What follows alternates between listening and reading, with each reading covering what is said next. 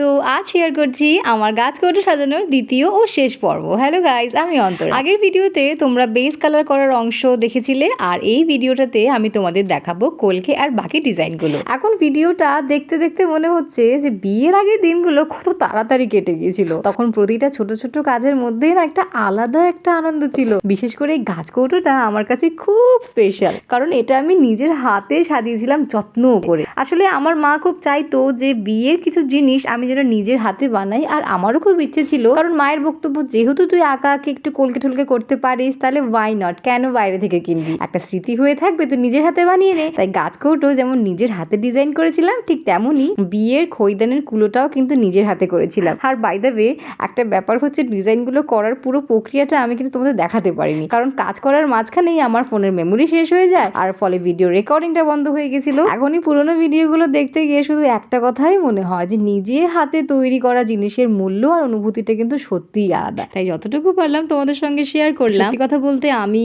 খুব একটা ভালো কোলকে ড্র করতে পারি না, কিন্তু এই গাছ কৌটোটা ড্র করার আগে কিন্তু আমি অনেকবার প্র্যাকটিস করেছিলাম। তো যাই হোক, এটা হলো আমার গাছ কৌটোর একদম ফাইনাল লুক। ঠিক এরকম ভাবে কিন্তু পরে ইয়েলো কালার দিয়ে আমি একটুখানি ড্র করে নিয়েছিলাম। তো তোমরা কিন্তু অবশ্যই জানিও যে কৌটোটা তোমাদের কেমন লাগবে। So by.